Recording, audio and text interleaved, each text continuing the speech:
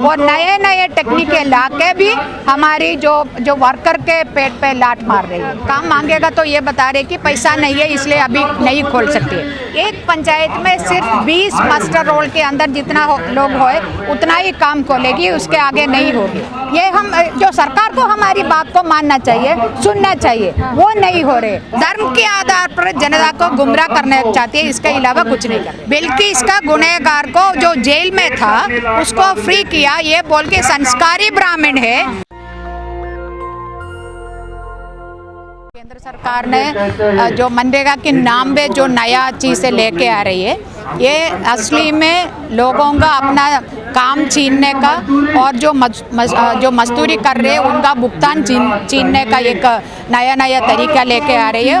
और एक तरफ ये जो मनरेगा की बजट हर साल जो कटती आ रही है, और दूसरी तरफ ऐसा नया जो NMMS करके एक नया ऐप लेके आया है। तो इस ऐसा नया टेक्नोलॉजी लाकर भी जो लोगों का जो काम उनसे छीन रही है, इसके खिलाफ हम ये मांग कर रही है कि जो अभी 100 दिन का काम मनरेगा के अंदर है, जो एक्ट के अंदर है, ये जो दिन बढ़ाकर हम 250 दिन का काम मांग रहे हैं। जो 2 करोड़ जॉब देगा इस देश में, जो नौजवानों को करके बोला है, आज वो नौजवान भी जो उनको सरकार ने जो वादा किया था वो काम नहीं मिला, मगर वो नौजवान भी आज मनरेगा के अंदर आ रही है।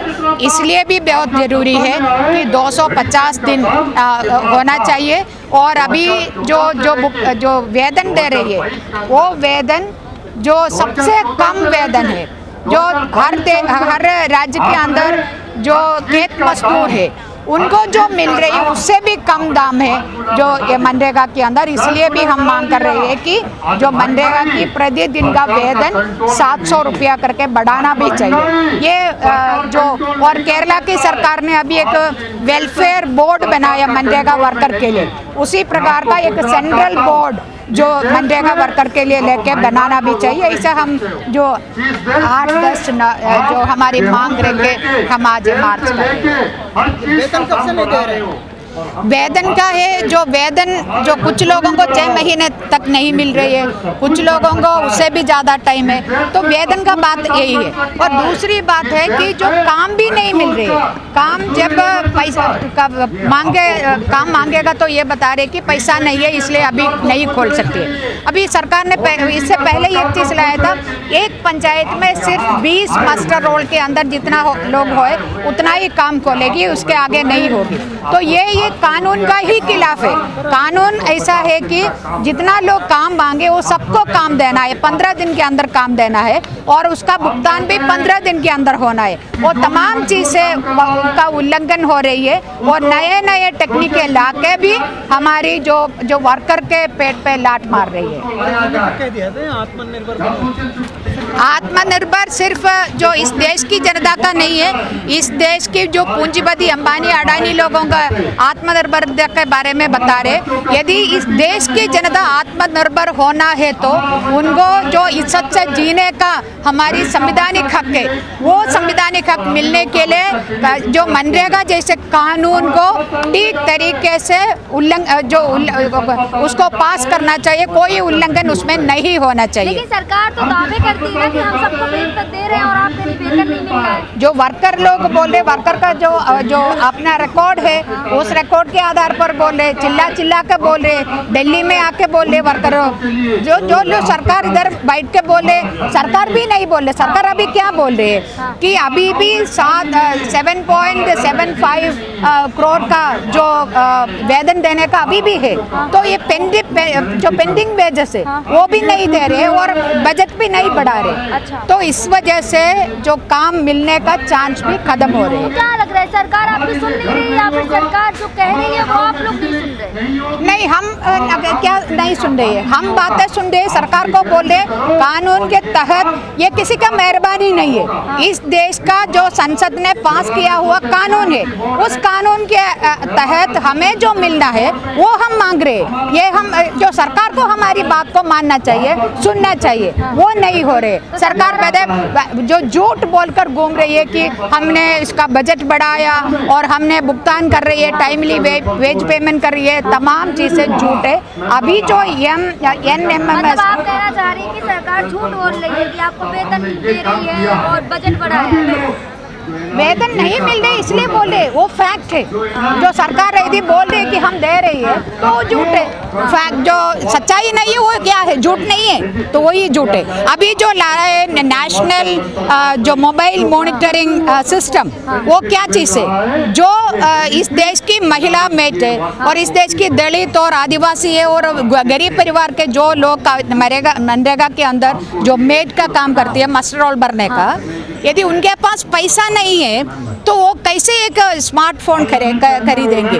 और यदि जो स्मार्टफोन भी है, यदि इंटरनेट उस जगह पे नहीं है, कैसे वो लोग एंट्री करेंगे? तो उसमें क्या होती है, जो काम करने वाला 50 लोग काम कर रहे हैं तो उसका भी जो एंट्री नहीं, डेली एंट्री होना चाहिए।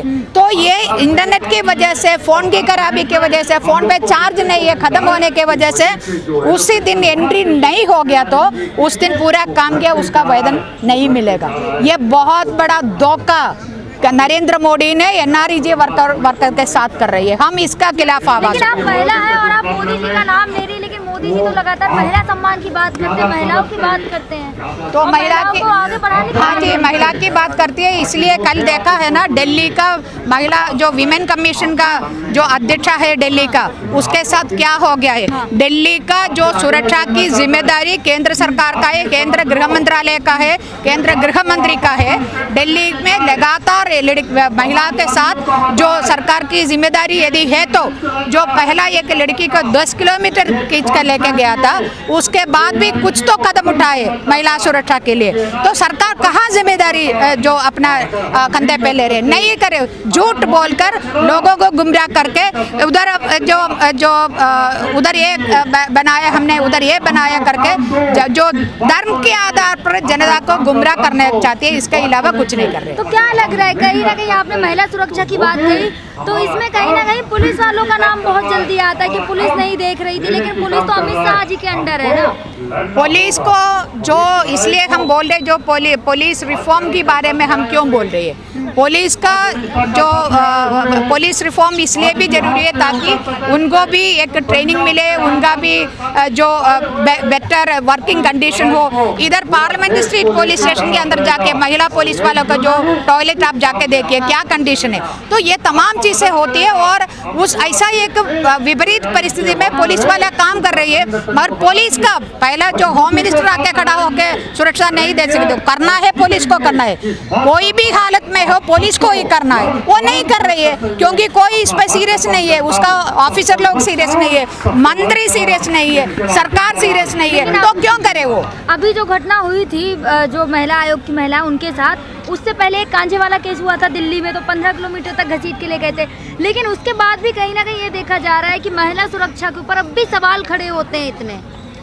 महिला सुरक्षा के ऊपर जो महिलाओं ने आवाज उठा रहे, हाँ। और उसका जवाब उधर से कुछ एक तरफ का हो रहे है ना, हाँ। जो प्रधानमंत्री का जो एक महीने वाला एक था ना, हाँ। मन की बात जैसा हो रहे है ना, इस देश की महिला ने आवाज उठा रहे, हाँ। मगर सरकार की तरफ से कोई इसका कोई जवाब नहीं मिल रहे, रेस्पॉन्स नहीं मिल रहे, हाँ। तो यही होती, इसलिए हमें बार बार आवाज उठाना पड़ रहे, हम उठा रहे, लेकिन आगे भी उठाए। लेकिन एक तरफ अमित शाह जी कहते रात के 12 बजे जाए बेटियां या बहू तो सुरक्षित है, और वहीं दूसरी तरफ अगर उसका दूसरा पल्लू देखो तो अलग है एकदम।